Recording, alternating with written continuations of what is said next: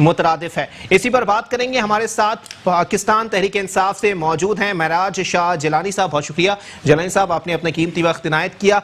जबकि उनके साथ तशरीफ रखते हैं सीनियर एनालिस्ट हैं, बड़ा नफीस तज्जिया करते हैं, शुजा हैदर साहब। बहुत शुक्रिया शुजा भाई, आपने भी अपना कीमती वक्त इनायत किया। जबकि पाकिस्तान पीपल्स पार्टी से मुझे ज्वाइन किया है लाला मुराद साहब ने। बहुत शुक्रिया लाला साहब, आपने भी अपना कीमती वक्त इनायत किया। आज मजे की बात यह है कि दो यंग पॉलिटिशियंस मेरे साथ प्रोग्राम में मौजूद हैं। बात करने में शायद आज मुझे मजा भी ज्यादा है। महराज शाह साहब, पहला सवाल आपसे सर, -1 कहना क्या चाह रहे हैं? कौन सी मैथमेटिक्स, कौन सी रियाजी पढ़ाने के लिए इमरान अहमद खान नियाजी साहब पार्लियामेंट में खड़े हो गए? बिस्मिल्लाहिर्रहमानिर्रहीम। बहुत शुक्रिया अली भाई कि आपने मौका दिया। देखिए, खान साहब की पार्लियामेंट की स्पीच भी आपने सुनी होगी, यकीनन सब ने सुनी है, क्योंकि प्राइम मिनिस्टर की स्पीच होती है और बड़ी अहम स्पीच होती है, मजबूरी है, सुननी पड़ती है। और बजट भी अल्हम्दुलिल्लाह बजट से पहले की स्पीच थी जी, और फिर बजट भी अल्हम्दुलिल्लाह इजीली पास हो गया। देखिए, उससे एक दिन पहले खान साहब ने कहा था कि मेरे बगैर कोई ऑप्शन नहीं है। इसको भी लोगों ने कुछ और रंग देने की कोशिश की। अच्छा, ऑप्शन से मुराद क्या है? ऑप्शन से मुराद ये है कि पाकिस्तान तहरीक इंसाफ को लोगों ने वोट दिया क्यों था। वो दो जमातों की जो सिस्टम से जो तवील अरसे तक चलता रहा, इस सिस्टम से लोगों ने तंग आकर तब्दीली को वोट दिया। अच्छा। क्यों दिया? क्योंकि ये दो जमातें हैं जिन्होंने 40 साल से इस मुल्क के ऊपर इक़्तिदार किया, हुक्मरानी की, और एक पार्टी जब विफाक में होती है तो दूसरे सूबे में होती है, सही, और फिर जब वो विफाक में होती है फिर दूसरे सूबे में होती है। और इनकी कीचातानी ऐसी थी कि एक दूसरे के ऊपर करप्शन के इल्जामात लगाते थे। अच्छा। इवन यहाँ तक कहते थे कि हम पेट फाड़ कर पैसा निकालेंगे। अच्छा। ये मैंने नहीं किया, ये इन दोनों जमातों ने। तो खान साहब ने आकर नंबर 1 जो काम किया, नंबर 1 काम, वो इनके मुकमुका की सियासत को हमेशा के लिए दफन कर दिया। अच्छा, ये याद रखिए। नहीं, मुझे तो लगता है आप लोगों ने मौका फराहम कर दिया सर, ऑपोजिशन में भी मुकमुका में ही में। नहीं, खान साहब ने अगर ये कहा ना कि -1 नहीं हो सकता, बिल्कुल नहीं हो सकता। पाकिस्तान तहरीक इंसाफ का हर वर्कर, हर पार्लियामेंटेरियन, हर सेनेटर, हर MPA, हर मिनिस्टर, वो सिर्फ और सिर्फ फॉलो करता है इमरान खान को। अच्छा। और पाकिस्तान तहरीक इंसाफ के तमाम लोग इमरान खान के नजरिए को फॉलो करते हैं। तमाम लोग नजरिए को फॉलो तमाम लोग नजरिए को फॉलो करते हैं जी, या इसी पार्टी। ये बहुत बड़ा स्टेटमेंट दे रहे हैं महराज भाई, फंस जाएंगे। नजरियाती अटैचमेंट है सबकी। अच्छा। इमरान खान के सिवा अगर किसी ने ऐसी कोशिश भी की या ऐसी ख्वाहिश भी रखी जी, तो उसकी मिसालें आपके सामने मौजूद है जावेद हाशमी की सूरत में, जी, आयशा गुलाली की सूरत में, ठीक है, और बहुत सी ऐसी मिसालें आपके सामने हैं कि जिन्होंने ऐसे खुद से बढ़कर कुछ करने की कोशिश की, वो माजी का किस्सा बन गए, किस्सा पारीना बन गए। अच्छा। पाकिस्तान के लोग, पाकिस्तान से मोहब्बत करने वाले लोग, PTI को वोट देने वाले लोग एहतजाज कर रहे हैं, छतें डालने से फुर्सत नहीं है मैंने साहब को। जमहूरियत का हुस्न है सर, अभी नाम ले लो तो बुरा मान जाते हैं आप लोग। सर, मैं एक चीज का क्रेडिट देता हूँ इमरान खान साहब को कि इन 5 सालों में जो अवेयरनेस उसने इस कौम को दी है, जी जी, अगर आज एक शख्स उठकर जी अवेयरनेस दे दी ना कि उनकी हालत कोई नहीं सुधार सकता, एक शख्स उठकर प्राइम मिनिस्टर से सवाल करता है जी, और मेरा प्राइम मिनिस्टर उसका जवाबदा है, अच्छा, तो ये अवेयरनेस भी मेरे खान साहब ने दी है, अच्छा, मुल्क के वज़ीर आज़म ने दी है, ठीक है। इससे पहले कौन सा ऐसा लीडर था जो खुद को वो कहते हैं ना कि एहतसाब के लिए पेश, नवाज शरीफ से जब हमने पार्लियामेंट में सवाल पूछा जी जी, तो उन्होंने कतरी खत लहरा दिया, अच्छा, कि ये है वो जरा है, ठीक है। मगर आज इमरान खान ये कहता है कि मुझ समेत मेरे तमाम मिनिस्टर, मेरी पूरी कैबिनेट, मेरे पार्टी का हर वो बंदा जो ऑफिस रन करता है वो इस पब्लिक को जवाबदा है, अच्छा, बिल्कुल देगा। अच्छा। प्राइम मिनिस्टर पर जो इल्जामात लगे थे अल्हम्दुलिल्लाह इलेक्शन से पहले वो तमाम चीजें ये गवर्नमेंट में होते हुए, इदारे इनके अंडर होते हुए जी, एक पाई की करप्शन उस पर साबित नहीं कर सके, एक अच्छा, पाई की, हालांकि वो पब्लिक ऑफिस होल्डर भी नहीं थे। कादिर पटेल साहब ने उसके बावजूद असेंबली में खड़े होकर ये बात कही कि भाई चीनी चोर भी ढूंढ रहे हो, आटा चोर। कादिर पटेल साहब कौन है? MNA है सर, अच्छा, पाकिस्तान पीपल्स पार्टी के। सर शायद आप जानते नहीं है, सुभान अली साहिल साहब ने चैलेंज भी किया है अभी उनको। सुभान साहिल साहब ने चैलेंज किया जी, बिल्कुल, उसी नहीं लेवल के नहीं है सर, कादिर पटेल साहब का लेवल बहुत हाई है सर, वो MNA है सर, सिटिंग MNA, ठीक है। कादिर पटेल साहब ये फरमाते हैं कि जी एक तरफ चीनी चोर है, एक तरफ आटा चोर है, दोनों को पकड़ के हवाले कर दो, ना कोई इंक्वायरी बैठाने की जरूरत है, ना कोई कमीशन बैठाने की जरूरत है। अब या तो कादिर पटेल साहब को फांसी चढ़ा दें। मैं इसका सिंपली जवाब दे दूं जी, ये चीनी चोरी आज हो रही थी, आप बताएं। तो सर जहांगीर तरीन साहब जो है वो कौन है? हर हुकूमत की फूफी के लड़के होते हैं। इसी तरफ आ रहा हूँ, अच्छा, कि हमने इस गवर्नमेंट में एक काम तो किया ना कि इतने बड़े माफिया को बेनकाब किया। अच्छा, जहांगीर तरीन वो शख्स है जो खान साहब के सबसे करीब करना पकड़ेंगे कब सर? नहीं, बिल्कुल पकड़े जाएंगे। लंदन भाग गए, पकड़े जाएंगे। लंदन भाग गए। ये कहते थे कि नवाज शरीफ को पकड़ के दिखाएं, नवाज शरीफ को पकड़ लिया, भाग गए? नहीं भागे, हमने थोड़ी छोड़ा। अच्छा, कोर्ट ने छोड़ा, नहीं छोड़ा। हमारे पास चीफ जस्टिस साहब ने कह दिया था कि आपकी मशावरत से गए। फिर उन्होंने कहा कि करप्शन के केसेस तो जरदारी साहब पर भी हैं, उनको भी पकड़ के दिखाए। हमने कहा हमारी किसी से जाती दुश्मनी नहीं है, मगर जब उनके ऊपर हथियार डाल दिए तो हमने उनको नेक के हवाले भी किया, पकड़े भी गए, इंक्वायरी भी चल रही है, कस्टडी भी हुई, सब चीजें हुई। वो बीमार है, अल्लाह उनको सेहत दे।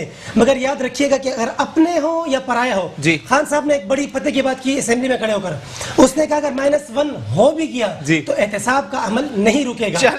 जिस चीज पर हमने वोट लिया है, जिस चीज पर हमने कौम से वादा किया है, इंशाल्लाह वो चीज नहीं रुकेगी। चलें ठीक है। शुजा भाई जनाबे वाला आप ज्यादा बेहतर बता सकते हैं सर, जिस चीज पर वोट दिया गया था कि आज भी उसी चीज पर कायम है?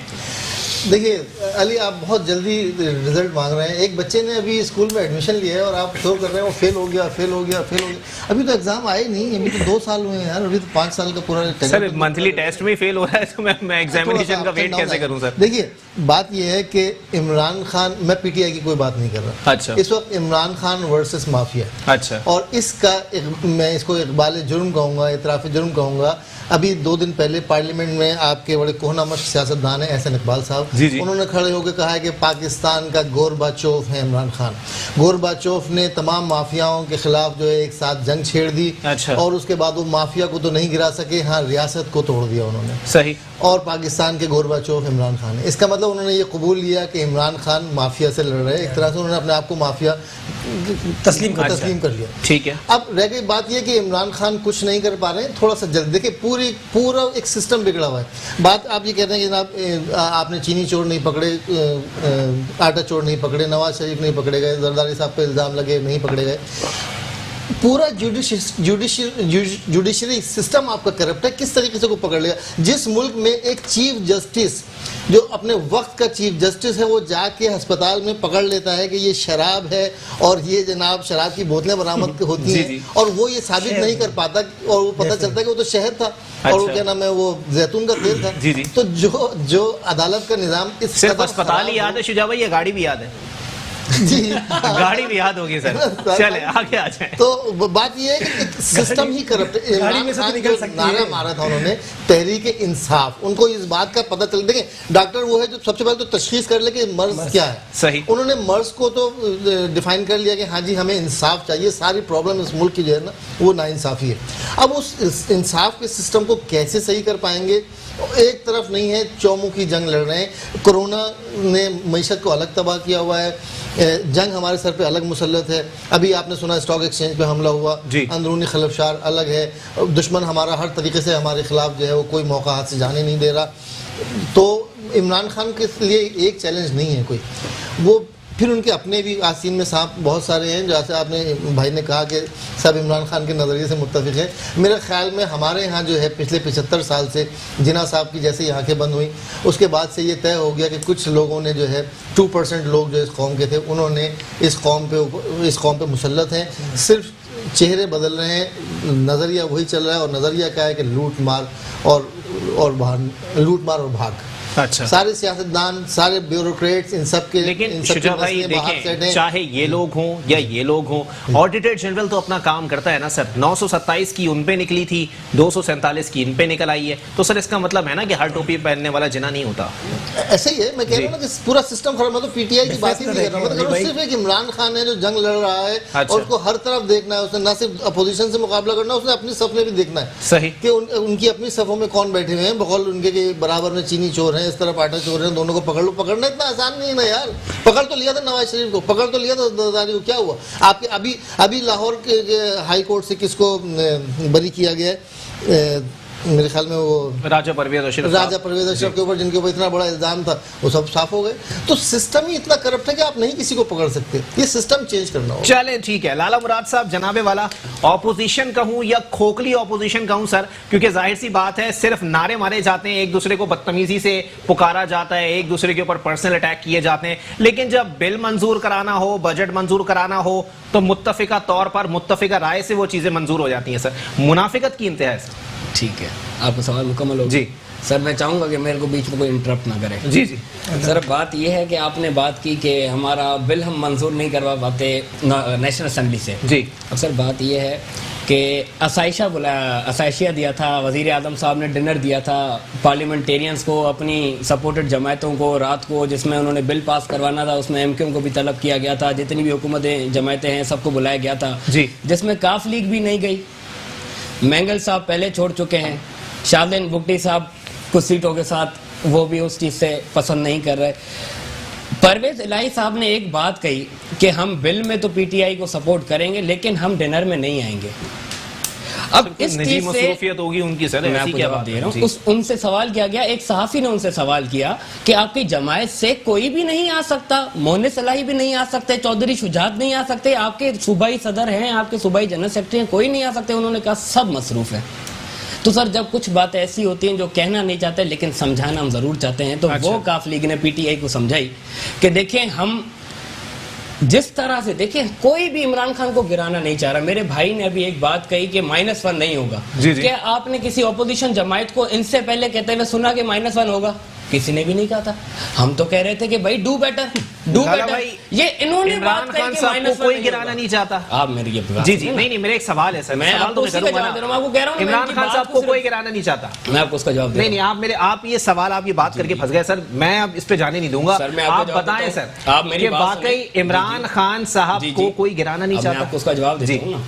सर मीर जफरुल्लाह जमाली साहब की भी एक बात मशहूर है कि उन्होंने जब डिनर दिया था ना तो आखिर में कहा था कि सर कहां चले गए जफरुल्लाह जमाली साहब पे? मैं अपने सवाल का जवाब मांग रहा हूं। बिल्कुल उसके बाद टाइम ही टाइम है सर आपके पास। मैं सिर्फ इतना पूछ रहा हूं कि इमरान खान साहब को कोई गिराना नहीं चाहता। मैं नोट्स कनेक्ट कर रहा हूं, आप मुझे टाइम नहीं, मुझे हाँ या ना में जवाब दे देना, मैं अगला सवाल करूंगा। को कोई गिराना नहीं चाहता लेकिन उसकी जो गलत पॉलिसीज हैं हम उसको डिफरेंशिएट करते हैं और वो अपनी गिराना नहीं चाहता ना, थ्रू खुद गिरेंगे। गिराना नहीं चाहता। आसिफ अली बिलावल भुट्टो साहब, एक मिनट सर, लाला साहब एक मिनट सर, आपके लीडर का एक बयान है सर कि एमक्यूएम वाले हमारे साथ आ जाएं ताकि हम हुकूमत को गिरा दें। अब सर आप तो अपने बयान की तरदीद कर रहे हैं सर। आसिफ अली जरदारी साहब ने नेशनल असेंबली में, समझता हूं कि वो इतना पुरतबाक इदारा है कि वहां पे खड़े होकर कोई बात की जाए तो उसको काउंट करना चाहिए, उसको असलियत समझना चाहिए। लेकिन पीटीआई के जो एमएनए थे वो खैर नहीं करते। लेकिन हम अपनी बात पे आ जाते हैं कि आसिफ अली जरदारी साहब ने नेशनल असेंबली में कहा था कि हम इनको नहीं गिराएंगे, ये खुद अपनी फिकियों पे गिरेंगे। अच्छा। अब सर बात ये है कि पाकिस्तान पीपल्स पार्टी देखे इलेक्ट होकर जमायतों में आती है, नेशनल असेंबलीज में आती है, हम वोट लेके आते हैं। हमारे जो नेशनल असेंबली के मेंबर हैं, सूबाई असेंबलियों के मेंबर हैं, वो लोगों में जाते हैं, वो अवाम में जाते हैं। अच्छा। जब कोरोना की वजह से लोग भूख मर रहे हैं, लोगों को खाने को कुछ नहीं है, हमारे सूबे का 900 अरब, आज मुराद अली शाह साहब ने, सीएम मुराद अली शाह साहब ने प्रेस कॉन्फ्रेंस किया, हमारे मुल्क का बजट का, हमारे सूबे का बजट काटा जाता है। जब हमारे पास वैसे ही पैंडेमिक आया हुआ है, हम पहले ही बैटल में हैं, लेकिन हमारे पास कोई भी नेशनल एक्शन प्लान के तहत हमें कोई बजट नहीं दिया जाता ताकि हम इससे लड़ सके। हम अपने सूबाई बजट से उससे लड़ते हैं। अच्छा। हमारा एनएफसी अवार्ड की आप देखिए, जब से बजट रिलीज हुआ है, कोई इनके अपने एमएनएस ने इनको नेशनल असेंबली में सर अटैक किया है। लाला भाई मैं सीधी बात है, मैं सत्य के कुर्बान होने और आपकी इस बात पे, लेकिन एक ब्रेक के लिए मुझे कहा जा रहा है। ब्रेक के बाद प्रोग्राम को यहीं से कंटिन्यू करेंगे। कुछ दीगर सवाल भी बनते हैं हुकूमती और अपोजिशन रहनुमाओं से, वो भी पूछेंगे। एक ब्रेक के बाद वापस आते हैं। वेलकम बैक नाज़रीन, प्रोग्राम के सिलसिले को आगे बढ़ाएंगे। लाला भाई मैं चाहूंगा अपना जवाब जरा मुकम्मल कर लें, फिर मैं महराज भाई की तरफ आऊंगा। सर मैं ये कह रहा था कि आसिफ जरदारी साहब ने एक बात कही थी कि हम इनको गिराना नहीं चाहते, ये खुद गिरना चाहते हैं। अच्छा। जो इन्होंने बजट दिया है, या जिस पेंडेमिक में हम पाकिस्तान में पूरे में हैं, आपको पता है सुबह अभी अगर ये और कोई हमें प्रोजेक्ट नहीं दे सक रहे थे और कोई हमें कोई ये स्कीम नहीं दे सक रहे थे, तो कम अज कम ये हमें पेंडेमिक के लिए कोई मेडिकल के लिए पैसे दे देते। इन्होंने हमारे 900 अरब काटे। एनएफसी अवार्ड इन्होंने हमारे उसमें से पैसे काटे। अब सर बात सिर्फ ये आ जाती है कि हम इनको नहीं गिरा रहे। आप देखिए इनके एमएनएस, इनकी असेंबली के अंदर इनकी हुकूमत बोल रहे हैं। अच्छा। आप इनके एमएनएस देखिए ना, हमारे एमएनएस नहीं। कल फयाजुल हसन चौहान साहब को मैं सुन रहा था, वो ये कह रहे थे, उन्होंने एक मिसाल दी थी फवाद चौधरी के नाम पे, जो इनके वफाकी वजीर हैं, कि वो बच्चा है जो दासियों के बीच में पला है, और जब मर्द आता है तो लोग कहते हैं मर्द बुलाओ, तो वो भी कहता है मर्द बुलाओ, मर्द बुलाओ। ये मजाकरात के अंदर फयाजुल हसन चौहान ने फवाद चौधरी के नाम पे कहा है। अच्छा। फवाद चौधरी पीटीआई के वफाकी वजीर हैं। आप मुझे एक बात बताएं, जब इनके बीच में इनके अपने वोट टूट रहे हैं सर, हम तो इनको तोड़ना ही नहीं चाह रहे। अच्छा। ये अपने काम की वजह से गिर रहे हैं। हम तो कोशिश कर रहे हैं कि जमहूरी अमल चलता रहे। बयानात की हद तक चीजें हैं। किसी एक ने आके गैरत के अंदर इस्तीफा दे दिया हो तो फिर बात करें ना उसके ऊपर। देखिए बयानात दे दिए, मैंने दे दिया, उन्होंने दे दिया, कोई मसला नहीं। जमहूरियत में आजादी है, सारे राय का हक है। सर मैंगल साहब ने हुकूमत छोड़ दी, तो फिर सर इनकी काफी पहले इनकी हुकूमत कितने वोटों पे खड़ी है आप मुझे बताएं। सर 5 वोटों पे पड़ी। सर ये मैंगल साहब की कितनी सीटें? 2। सर बाकी कितनी बची? 3। अब ये हुकूमत की आपको पॉलिसी समझ में आ गई होगी कि ये कितने मजबूत 3 आप लोग तोड़ लेंगे एमएनएस? सर हम तोड़ना नहीं चाहते, लेकिन जो एमएनएस इलेक्ट होके आए हैं वो अपने हलकों में जाएंगे, जब उनकी आवाम ऐसे बजट पर उनको कोसेगी तो वो इनको खुद छोड़ के चले जाएंगे। हम नहीं छुड़वाना चाहते, हम कोई हॉर्स ट्रेडिंग नहीं करना चाहते, हम कोई गलत काम नहीं करना चाहते, लेकिन ये जो काम खुद कर रहे हैं, ये पीआईए के जो इदारे को प्राइवेटाइज करना चाह रहे हैं। ये इन्होंने स्टील मिल्स के अंदर 900-1000 के करीब मुलाजमीन को निकाला गया है। आप मुझे एक बात बताएं, 900 मुलाजमीन मतलब 900 खानदान होते हैं। वो खानदान जब रोडों पे निकलेंगे तो इस कराची के वफाकी वजीर फैसल वाडा अली दैदी क्या उनको जवाब दे सकेंगे? आप मुझे सिर्फ इस बात का जवाब। चलें ठीक है, मेराज जिलानी साहब जनाबे वाला जितनी बातें उन्होंने की मैं चाहूंगा कमेंट कर दें। सर जब ये बेरोजगार हुए वे लोग जो कि स्टील मिल से निकाल दिए जाएंगे, पीआईए से निकाल दिए जाएंगे, क्या जवाब देंगे, क्या मुंह दिखाएंगे आवाम को? सर मैं तमाम पे कमेंट करना चाहूंगा जी। मेरे भाई को तो अव्वल तो नॉलेज नहीं है, थोड़ी सी नॉलेज में इजाफा करना पड़ेगा। आप कर देना बिस्मिल्लाह। हाँ मैं बता रहा हूँ, असल में मुसीबत सारी है कि यूथ भी हमारी ऐसी हो गई है कि वो ना तहकीक करती है ना बात करती है। ठीक है, अभी गूगल कर लें और एहसास प्रोग्राम का पूरा ये डाटा निकलवा लें। अच्छा, पंजाब के बाद सबसे ज्यादा जो मुस्तफीज लोग हुए हैं पंजाब के बाद वो सिंध सूबा हुआ है। अच्छा, तो ये जो एहसास प्रोग्राम के तहत 142 अरब रुपए कैश दिए गए। सर ये एक मिनट, मैंने आपको इंटरप्ट नहीं किया, मुझे इंटरप्ट ना करें। ये जो 142 अरब रुपए दिए हैं तो ये कहाँ दिए गए थे? अच्छा, थोड़ा सा कम से कम तैयारी करके आया करें ताकि शर्मिंदगी ना हो। नंबर 1 जी, गूगल पे सर्च कर लें। दूसरी बात, ये कहते हैं कि हमने जिन लोगों, आप मुझे बताएं ना ये कितनी शर्मिंदगी की बात है कि 850 के करीब आपके जो पीआईए के पायलट्स हैं उनमें 250 के करीब लोगों की जाली डिग्रियां निकली। अच्छा, किन्होंने भर्ती किया था? ये किन लोगों ने भर्ती किया था मुझे ये बताएं। इमरान खान साहब को ये क्रेडिट तो कम से कम मिलना चाहिए ना। बिल्कुल मिलना चाहिए। 40 साल का गन था, मैं बता रहा हूँ ना कि 40 साल का गन को आहिस्ता 250 पायलट्स को खामोशी से निकाल के बाहर खड़ा कर देना कितनी बड़ी का बात है? नहीं, खामोशी क्यों? इस मुल्क को लूटने वाले और इस मुल्क के साथ गद्दारी करने वालों का एहतसाब होना चाहिए, बेनकाब होना चाहिए। अच्छा, सारी चीजें होंगी स्टेप बाय स्टेप। सारी चीजें स्टेप बाय स्टेप होंगी। ऐसा तो नहीं है ना कि इमरान खान के हाथ में एक तलवार भी हो जी और मुजरिम को पकड़े और उसका सर कलम। ये हमारा एक सिस्टम है ना, जुडिशरी भी तो एक चीज है ना। अच्छा, उस सिस्टम के तहत अभी मेरे भाई ने, शुजा भाई ने बड़ी अच्छी बात की जी कि हमारे यहाँ हर सिस्टम नाकारा है। अच्छा, सड़ चुका है। अच्छा, अगर हर सिस्टम हर इदारा अपना काम कर रहा होता ना तो आज इस मुल्क का ये हाल नहीं हो रहा होता। ये रेंटल के केस में वज़ीर-ए-आज़म ना अहल हो गए थे जी, आज इतने सालों बाद उनको क्लीन चिट मिल रही है। अच्छा, बात ये है, तो सर प्रोसिक्यूशन का मसला है ना। बात ये है कि आया फिर इस मुल्क को लूटा किसने? ये सरे महल किसने बनाए? ये अरबों की प्रॉपर्टियां बाहर किसने बनाई? अच्छा, ये कहते हैं कि जिसने बनाई है वो आके खुद बताएगा कि जी मैंने इस चीज से बनाई है। ये पता लगाना आप लोगों का काम है। जिनके वजीर बैठ के कहते हैं कि सिंध में बाहर से लोग इलाज करने आते हैं। खुदा के बंदो, थोड़ा सा तो कम से कम मीडिया के सामने सच बोल दिया करो। धर्म में बच्चे भूख से मर रहे होते हैं। अच्छा, आप एंकर हैं, ये शुजा भाई कराची में रहने वाले हैं ना जी जी, तो मैं इनको दावत देता हूँ और आपको भी दावत देता हूँ कि चले मेरे पास और जिना के बाहर फुटपाथ पर देखें। मेजोरिटी सिंधियों की मुझे दर्द होता है कि जिन सिंधियों ने सालों से इनको वोट दिया है वो सिंधी जिना हॉस्पिटल के बाहर फुटपाथों पर रुल रहे होते हैं बेचारे। मुझे दुख हो रहा होता है अंदर से कि यार ये वो लोग हैं जो इनको वोट देते हैं। तो मुतालिबा कर दें ना 140A का मुतालिबा कर दें। अभी इन्होंने कहा कि हमारा फंड, असल में इनको पता ही नहीं है। अच्छा, कोविड-19 जब शुरू हुआ जी, जब ये कोरोना शुरू हुआ तो हर सूबे को विफाक की तरफ से फंड दिए गए, रिलीफ फंड दिया गया। अच्छा, इनको नहीं पता, ये अपने सीनियर से इजाफा कर दें कितना फंड मिले हर सूबे को फंड मिला है। अच्छा, इनको नहीं पता सर कितना फंड मिला। वो तो एजेंडे का हिस्सा नहीं था और मैं आपको यकीनन उसका जवाब देता, यकीनन मैं आपको जवाब देता। मगर अरबों रुपए फंड मिला, अरबों रुपए फंड मिला। अब मुझे ये बताएं, एक सूबे को अरबों रुपए, यही नहीं पता कि किड्स मिली है, मास्क मिले हैं, वो भी खराब मिले हैं। एक सूबे को अरबों रुपए। मुझे ये बताएं, करोड़ों की दवाएं इंटीरियर सिंध में जी कब्रिस्तानों से मिल रही हैं। अच्छा, कब्रिस्तानों से जो कोविड के नाम पर उन्होंने ली है ना, जो लूट मार इन्होंने मचाया हुआ है, जो चाइना से या वहां से अलीबाबा से फरोख्त करते हैं, तो सही है, लेकिन कब्रिस्तानों में क्या कर रही हैं वो? अरे सर जी, ये सिर्फ और सिर्फ पब्लिक को, मीडिया को दिखाने के लिए ये पैसा बनाते हैं, कमीशनें खाते हैं। अच्छा, वो दवाएं जो ये डंप करते हैं, यकीन जानिए कि जिना हॉस्पिटल में आज से 1-1.5 हफ्ते पहले रेंजर्स की स्नैप चेकिंग चल रही थी। जो गाड़ियां बाहर निकल रही थी वो बाकायदा चेक कर रहे थे। तो फिर क्या हुआ? इनके ऊपर भरोसा कोई नहीं कर सकता, कोई भरोसा नहीं कर सकता। चले ठीक है, ये बड़ी अच्छी बात बताई जी कि वो एक मुल्क का चीफ जस्टिस जी वो एक हॉस्पिटल में जाकर शराब की बोतलों में जैतून या तेल कौन डालता है? अच्छा, जैतून की अपनी बोतलें होती हैं, जी जी, तेल की अपनी बोतलें होती हैं। आया जैतून और शराब के तो ये एक वजीर के भी गाड़ी से निकली थी ना सर? गाड़ी से निकली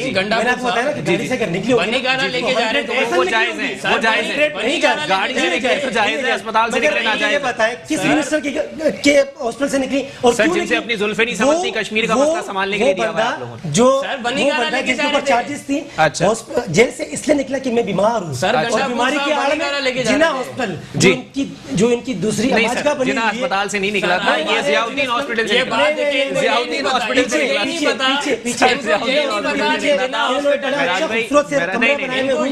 महराज भाई वो जियाउद्दीन अस्पताल जी, जिसके owner doctor Asim Hussain.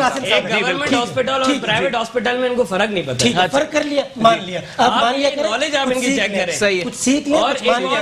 Number अच्छा इंटरप्ट ना करें, मैं चले ठीक है जी, मैं आ रहा हूँ। अच्छा मैं वही बात बता रहा हूँ जी। अब ये लोग कह रहे हैं कि जरदारी साहब ने कहा कि इमरान खान की गवर्नमेंट को हम नहीं गिराएंगे, ये खुद गिराएंगे। अच्छा, बिलावल साहब की स्पीच है असेंबली में कि वज़ीर-ए-आज़म साहब इस्तीफा दें, क्यों वही इस्तीफा दें, किस बात के लिए इस्तीफा दें? सर ऑपोजिशन के नुमाइंदे मुतालिबा कर दिया, बिल्कुल करें, उनके कहने से दे थोड़ी ये मुतालिबा कौन करता है? सर ऑपोजिशन वाले करते हैं, कौन? जब आप ऑपोजिशन में थे आप भी कर रहे थे, जिसके ऊपर जिसके वालिद के ऊपर चार्जेस हो, जिनकी पूरी गवर्नमेंट चार्जेस पर खड़ी हो, जिनके ऊपर करप्शन के अरबों रुपए के चार्जेस हो, जिनके मिनिस्टर, जिनके प्रेसिडेंट, जिनके दो प्राइम मिनिस्टर नाअहल हो गए, वो लोग। चले ठीक है जी, जनाबे वाला मैं चाहूंगा इसमें कमेंट करते हैं आप। मतलब बड़ी अफसोस की बात है। आगे नहीं चल पा रही, आपके एजेंडे में 2 पॉइंट्स और हैं जी, बड़े दिलचस्प पॉइंट्स हैं। एक तो ये कि सिंध हुकूमत ने लॉकडाउन में मजीद 15 दिन की तोसी कर दी है जी, और दूसरा पॉइंट ये कि कहा गया है तर्जुमान नहीं सर, वो उसकी तरदीद आ गई है, सिंध हुकूमत ने तरदीद कर दी है कि खत्म कर रहे हैं स्मार्ट लॉकडाउन जी। अच्छा,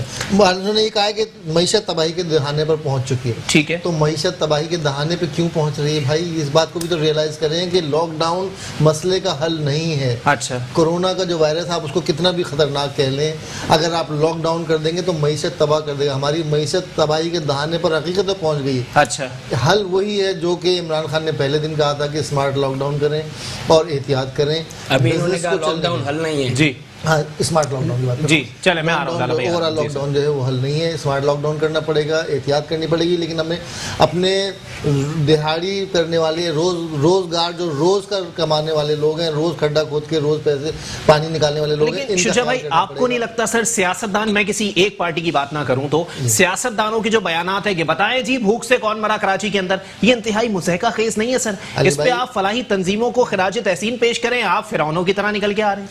अली मैं तो आपको पिछले 6 महीने से 8 महीने से मुसलसल ही कहे जा रहा हूँ कि ये सियासतदान, ये ब्यूरोक्रेट्स, ये सिस्टम बिल्कुल गल सड़ चुका है। इस सिस्टम को चेंज होना है और ये सिस्टम खुद गिरेगा। कब गिरेगा? बहुत जल्द। इमरान खान अगर फैसला कर लेते हैं असम्बलियाँ तोड़ने का और दोबारा इलेक्शन करा देते हैं तो फिर एक दफ़ा अगर मेजोरिटी में आ जाए तो प्रेसिडेंशियल सिस्टम ले आए, नहीं तो ये सिस्टम बहाल इसलिए अगर पीपल्स पार्टी, मुस्लिम लीग ये समझ रहे हैं कि ये इमरान खान चले जाएंगे तो इनकी बारी आ जाएगी, ऐसा नहीं होगा। ऐसा नहीं। अच्छा चलें ठीक है, ब्रेक के लिए मुझे कहा जा रहा है, ब्रेक के बाद प्रोग्राम को यहीं से कंटिन्यू करेंगे। लाला मुराद साहब की तरफ भी आएंगे, इसके बाद लाला मुराद साहब से भी कुछ सवालात बनते हैं, कुछ तल्ख सवालात हैं, जान की अमान पाकर ही पूछूंगा और एक ब्रेक के बाद फिर दोबारा प्रोग्राम को कंटिन्यू करते हैं।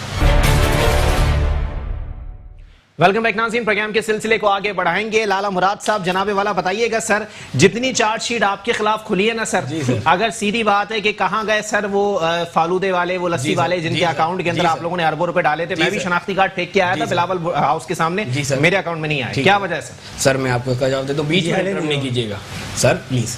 अब सर बात ये है कि पहले गोले गंडे वाले के अकाउंट में से अरब रुपए लोग कह रहे हैं निकले हैं, मीडिया में आ रहे हैं कि निकले हैं। मैं एक बात कहता हूं कि हमारे पास एक इदारा है जो फैसला करने के लिए बनाया गया है। अच्छा, उस इदारे को कहते हैं सुप्रीम कोर्ट ऑफ पाकिस्तान जी। उसी सुप्रीम कोर्ट ऑफ पाकिस्तान ने जिस सियासतदानों ने, नून लीग के लोगों ने, पीटीआई के लोगों ने राजा परवेज अशरफ को राजा रेंटल कर कर बदनाम किया था, आज वही बंदे हमारे जो सुप्रीम कोर्ट इदारा है, जो सबसे मजबूत इदारा है, जो इंसाफ करना चाहता है, अच्छा, उस इदारे ने उनको बाइज्जत बरी कर दिया। अब विदाउट कन्विक्शन अगर कोई बात की जाए ना तो मैं समझता हूं कि उसका कोई सर पैर नहीं होता। अच्छा, वही इदारा अगर आपके 2 वजीर आजम घर भेज दे तो एक सेनेटर साहब को लगा दिया जाता है। मैं आपको एक बात बताता हूं सर, ये तो आपने बहुत छोटी बात बताई है। इसी इदारे से हमारे लीडर जुल्फकार अली भुट्टो साहब को शहीद कर दिया गया था। अच्छा। लेकिन शहीद मोहतरमा बेनजीर भुट्टो साहिबा हम लोगों को ये सिखा के गई हैं कि भाई आपको सियासी इदारों की, सरकारी इदारों की इज्जत करनी है। अच्छा। ये आपके इदारे हैं, आपके मुल्क के सुतूनों को मजबूत करते हैं। हम कभी भी इदारों के खिलाफ नहीं जाते। अच्छा। हम कहते हैं कि सब इदारों की इज्जत की जाए, ना कि सिर्फ किसी एक इदारे पाकिस्तान की। आने से पहले बीबी शहीद ने एक बड़े इदारे के सरबराह को नॉमिनेट क्यों किया था कि अगर मुझे कुछ हो जाए तो जिम्मेदार ये होंगे? सर मेरी बात सुने, अगर कोई नाम ले लेता हूं, मैं आपको बताता हूं, उस वक्त आईएसआई चीफ थे जनरल हमीद गुल साहब। बिल्कुल बिल्कुल, मैं आपको सबसे हसास इदारा, सबसे काबिल एहतराम इदारा। बिल्कुल सही बात है, हसास इदारा, हम उसकी बहुत इज्जत करते हैं। लेकिन सर बात ये जो सिखाया उसको बिल्कुल खुद अमल नहीं किया, बता रहा हूं, मैं आपको एक बात बता रहा हूं, मेरी बात फिर सुन लें कि कोई बंदा एक पोस्ट पर होता है तो उसकी पर्सनल कैपेसिटी में उसकी दुनिया जिंदगी अलग होती है। अब मेरे वालिद साहब अगर किसी पोस्ट पर हैं तो वो फिर अगर कोई अमल में नॉमिनेट हो जाए तो वो उनका एक जुडिशियल हक है कि वो अपने कोर्ट से आगे क्लियर हो। शहीद मोहतरमा बेनजीर भुट्टो ने अगर हमीद गुल को अपने इधर नॉमिनेट किया था कि ये मेरे कातिलों में से शुमार होंगे अगर इनकी वो इन्वेस्टिगेशन कराई जाए, तो मैं सिर्फ इस बात का जवाब देता हूं तो वो सुप्रीम कोर्ट ने क्या इंसाफ की इन्वेस्टिगेशन की? अच्छा, क्या इन्होंने की? नहीं, वो अब तो उनका इंतकाल हो चुका है, हम उनके ऊपर कुछ नहीं कह सकते। लेकिन उनकी पर्सनालिटी, उनकी जितना भी दौरानिया वो रहा है वो बड़ा कंट्रोवर्शियल रहा है। वो आप लोगों से वाकिफ, आप सब लोग उससे वाकिफ हैं। अच्छा, तो सही मानों में जरदारी साहब का जो किरदार है वो कंट्रोवर्शियल नहीं, वो माशाल्लाह बिल्कुल रहा होगा। अच्छा। हम तो डिपेंड ही कोर्ट पे करते हैं ना सर। कंट्रोवर्शियल का मतलब ये होता है कि इदारों की इज्जत आप लोगों की जिम्मेदारी है। बिल्कुल सर, हमारी तो जरदारी साहब ने इस तरह और उस लहजे में ये बात क्यों कही थी कि नैब की औकात ही क्या है कि मुझे गिरफ्तार कर सके? नैब ने विकेट ले लिया आसिफ अली जरदारी। बिल्कुल सर, नैब जो है वो एक ज़ियाउल हक का बनाया हुआ इदारा है। ये एक डिक्टेटर का, ये एक डिक्टेटर का बनाया हुआ इदारा है। ये डिक्टेटर का बनाया हुआ इदारा है। ये डिक्टेटर बनाया हुआ इदारा है, ये कोई जमहूरी इदारा नहीं है। इसको आप मुझे एक बात बताएं, शीरी मजारी 2 दिन पहले खत्म कर दे कहती हैं इकबाल साहब तकरीर में सोच समझ के अल्फाज इस्तेमाल किया करें। फयाजुल हसन शान शाम को कहता है कि अब शायद ऐसा इकबाल अरेस्ट कर लिया जाए, दूसरे दिन ऐसा इकबाल अरेस्ट कर लिया जाता है। राना सनाउल्लाह की गाड़ी में से सही हीरोइन निकल रही है, थोड़े दिन के बाद रिहा हो रहे हैं। तो वो इदारे वफा के अंडर में काम करते हैं। हमारा सवाल उनसे होता है कि जो वो बंदा बाइज्जत बरी हो गया कोर्ट से, तो क्या ये झूठा केस बनाया गया था किसी की इमेज को खराब करने के लिए कि गाड़ी से हीरोइन निकला है? आपने अपने दौर में खत्म क्यों नहीं किया? चले कर लेते हैं, खत्म नहीं किया, क्यों नहीं किया? नेशनल अकाउंटेबिलिटी ब्यूरो जो है वो आपके दौर में था ना जी, अली भाई, फिर आपने क्यों नहीं किया? क्यों नहीं मुतालिबा कर रहे हैं, खुद अपने दौर गुजार दिया, अपने मुखालिफिन को इस्तेमाल करना है। सर आपको बात बताऊं, जब हम वफाकी में आए थे तो हम 2/3 मेजोरिटी से नहीं थे, जैसे पीटीआई नहीं है। अच्छा, लेकिन आसिफ साहब की मुफाहमती पॉलिसी की वजह से हम काफी ऐसी चीजें जिससे पाकिस्तान मजबूत हो सकता है, जिसमें 18वीं तरमीम सबसे बड़ी बात है, हमने वो लेके 3 दफा लाके मंजूर करवाई थी। तो सर उस वक्त जो हुकूमती जमायतें हमारे साथ बैठी थी उनको कायल करना जरूरी होता था। अब उनमें कोई कायल हुई, कोई नहीं हुई, इसलिए हम नैब को खत्म नहीं कर सके। लेकिन इंशाल्लाह अब जो इमरान खान साहब खुद कह रहे हैं कि -1 होने की बात हो रही है या इसके बाद वजीर आजम चेंज होता है तो इंशाल्लाह जमहूरी चले एक बात मुझे बता दें सर, अगर हुकूमत जो है वो नाअहल है, हुकूमत करप्ट है, यही बात कह रहे हैं ना सर आप लोग? सर तो ये भी बता दें सर, चले ठीक है, वफाक की अलामत आपको समझा जाता है ना सर? बिलावल भुट्टो जरदारी साहब इतने अरसे से क्या वो सियासत में आलू छोले बेच रहे हैं कि उनको अपोजिशन को एक पेज पे लाना तक गवारा नहीं हुआ? सर अल्हम्दुलिल्लाह बिलावल भुट्टो जरदारी साहब आपके अपोजिशन के लीडर नहीं है, लेकिन वो अपोजिशन के लीडर बने हुए हैं। शहबाज शरीफ साहब कहीं नजर नहीं आ रहे। अच्छा, अब हम कोशिश करते हैं, अख्तर मेंगल साहब जिस दिन ये बजट पेश हुआ है, बिलावल साहब ने अख्तर मेंगल से राब्ता किया है, शाहदीन भुट्टी से राब्ता किया है, फजल उर रहमान साहब से राब्ता किया है, शहबाज शरीफ साहब से राब्ता किया है, एपीसी बुलाई है और चेयरमैन साहब ने परसों या तरसों वाली प्रेस कॉन्फ्रेंस में ये कहा भी है कि जैसे ही शहबाज शरीफ रिकवर करते हैं, वो जैसे ही कोविड से रिकवर होकर असेंबली में आते हैं, हम इंशाल्लाह इसमें मुत्तफिक अमल लाके इसको या तो उसके बिल को रिजेक्ट करवाएंगे या हम इसके चले ठीक है जी। एपीसी के हवाले से अगर बात हो जाए, मौलाना फजलुर रहमान साहब का आज के स्टेटमेंट मौजूद है कि ये इंतखाबात भी ढोंगे, ये हुकूमत भी ढोंगे, ढोंग कर रहे हैं आप लोग। अच्छी बात की इन्होंने जी, इनसे अपने लोग संभले नहीं जा रहे हैं। अच्छा। -1 जी, आज पंजाब असेंबली के 7 MPs सीएम से मिले हैं, उनमें एक इनका है। अच्छा। बड़े मुश्किलों से तो कहीं इनको 2-3 सीटें पंजाब से मिली हैं। अच्छा। नाम निशान तो मिट चुका है, कराची से शहर से इनका सफाया हो चुका है, पंजाब से सफाया हो चुका है, बलूचिस्तान से सफाया हो चुका है, केपी से तो अल्हम्दुलिल्लाह हमने आज से 7 साल पहले सफाया कर लिया था।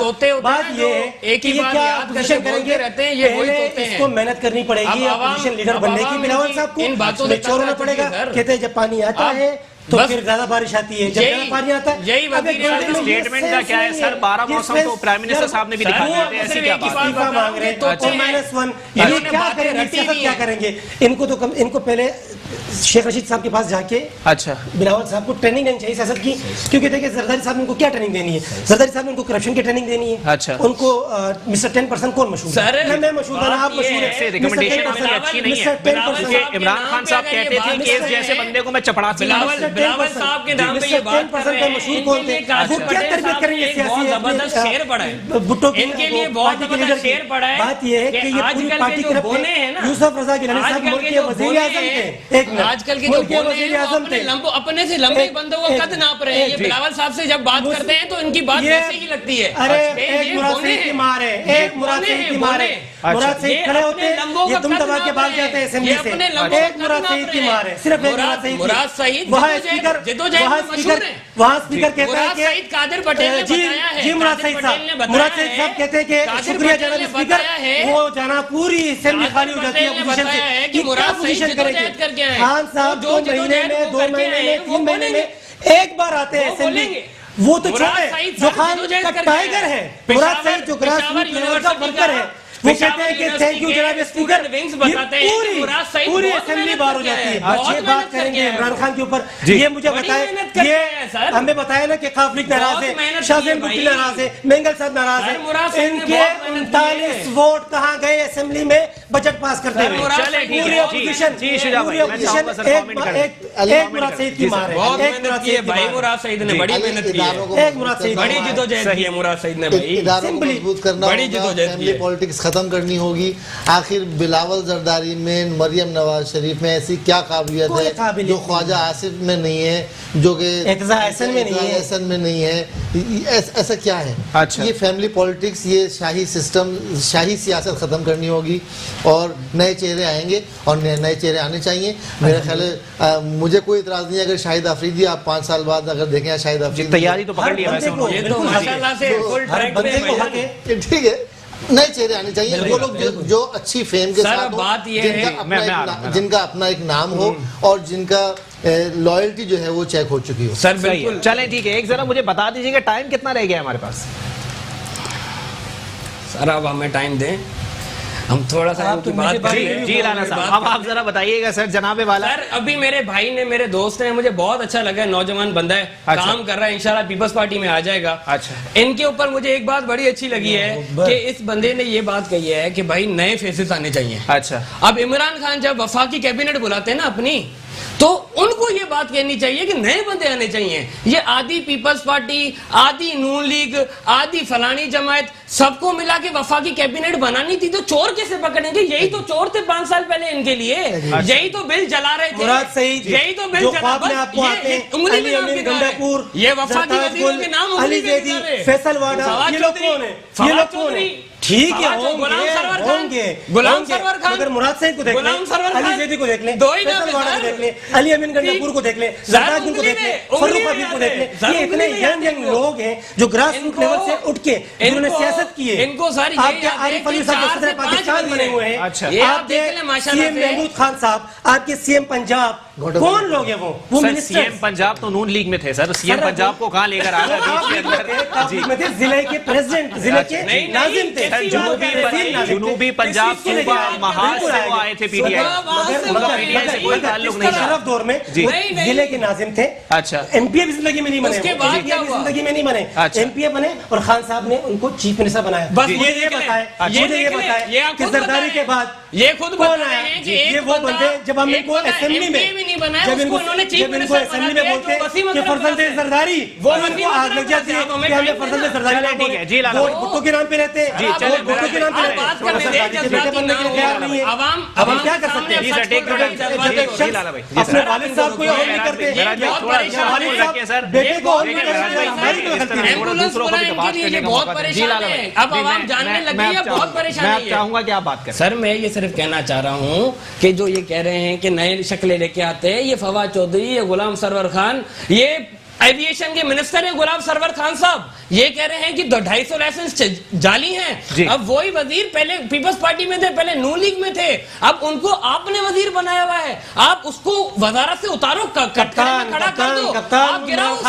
अरे आपके ऊपर जो बैठा हुआ है सुप्रीम लीडर इमरान खान है, जहांगीर तरीन कोई भी हो यार, 100 गीदड़ों की फौज को एक शेर लड़वा सकता है, मगर 100 शेरों की फौज को एक गीदड़ कभी नहीं लड़वा सकता। ऊपर शेर बैठा हुआ है, इमरान खान बैठा हुआ है। एक मिनट सर, बात करने दें, आप सीनियर बंदे, आप जर्नलिस्ट बात है, आपको ये बात पता है जो इमरान खान साहब है ना, ये तंजीमी नहीं है। इनको पता नहीं है कि क्या हो रहा है। ये आके कहते हैं रोज, अगर मेरे हाथ में होता ना, मैं लॉकडाउन नहीं लगने देता। तो भाई किसके हाथ में है? 18वीं तरमीम आप खुद बोल रहे हैं कि हमारा क्रेडिट है, आपको ये तक नहीं पता। अरे सर ये तैयारी करके आए, वही बात करें, 18वीं तरमीम का क्रेडिट भी ले रहे हैं और कहते हैं कि इमरान खान क्यों नौकरी नहीं लगा रहे। जी लाला सूबे 18वीं तरमीम के बाद खुद मुख्तार है। राज भाई बिल्कुल बारी बारी बात करें, लोगों को समझ में नहीं आएगा। जी आप भी थोड़ा सा समझा दें। जी चले। सुप्रीम कोर्ट ने एक बात कही है कि जो सिंध हुकूमत को वफाक की तरफ से गाइडलाइन मिल रही है उसको सूबाई हुकूमत फॉलो करे। अच्छा। जो कि स्मार्ट लॉकडाउन की थी, जिसमें हमने यूसी सील की है। अच्छा। अब ये कह रहे हैं कि इमरान खान के हाथ में नहीं है, तो कराची के अंदर जो स्मार्ट लॉकडाउन नाफिज करा रहे हैं वो डिप्टी कमिश्नर और कमिश्नर करवा रहे हैं। वो किसकी हिदायत पे करवा रहे हैं, इनको यही नहीं पता ये क्या बात करेंगे। जो सीएम ने बयान दिया है, सीएम ने बयान दिया, एक मिनट भाई, सीएम ने आज बयान दिया कि हम विफाक के लिए टैक्स कलेक्ट नहीं करेंगे। अगर 18वीं तरमीम ना होती तो चीफ मिनिस्टर को हम फारिग कर चुके हैं। ठीक है, चले टाइम मेरे पास खत्म हो गया है। शुजा भाई वन लाइनर नहीं है आपको, अली आज पता ही नहीं है यूथ की नुमाइंदगी कर रहे हो। वन लाइनर सर, पता ही नहीं है आपको बस आज आपने यंग ब्लड को बुलाया हुआ था, तो यंग ब्लड में ये प्रॉब्लम होती है कि एक दूसरे को गदर बूत करने की पूरी बिल्कुल ऐसे ही है, जिद्दोजहद करते हैं। 18वीं तरमीम करते हैं धबरदूस। मेरा ख्याल है उन्होंने वो गदर बूत कहना चाह रहे होंगे, उस वक्त वो उनको वर्ड याद नहीं आया होगा, जब उन्होंने धबरदूस कर दिया और वो धबरदूस पॉपुलर हो गया। चले ठीक है, बहुत शुक्रिया शुजा अहले साहब, सीनियर एनालिस्ट मेरे साथ मौजूद है। सर टाइम मेरे पास खत्म हो गया, टाइम ऊपर जा रहा है, प्रोग्राम कट जाएगा। जी एक सेकंड मुझे दें। मैं सर सिर्फ ये कहना चाह रहा हूँ कि मुत्तहिदा कौमी मूवमेंट एक बहुत बड़ा वोट बैंक लेके आई हुई है। जी हैदराबाद का मैं रहायशी हूँ, उधर मेरे लोग एमपी एमक्यूएम का है, लाइट है नहीं, लेकिन एमक्यूएम के एमपी बिल्कुल नासिर शाह साहब से कंप्लेन करें। चले ठीक है, बहुत शुक्रिया। लाला मुराद साहब पाकिस्तान पीपल्स पार्टी से मेरे साथ मौजूद थे, महराज शाह जिलानी साहब पाकिस्तान तहरीक इंसाफ से मेरे साथ मौजूद थे। आप तीनों मेहमानान का बहुत बहुत शुक्रिया। मामलात वही है कि वाकई यंग ब्लड अगर पॉलिटिशियंस होंगे तो जाहिर सी बात है वो कहीं ना कहीं मुराद सईद की झलक आ जाएगी या बिलावल भुट्टो जरदारी साहब की झलक आ जाएगी। बहुत ज्यादा यंग ब्लड होंगे तो कहीं ना कहीं ये बात सामने आते हैं कि सियासत के अंदर सुनना भी जरूरी है, सिर्फ सुनाना जरूरी नहीं है। इसी के साथ अपने मेजबान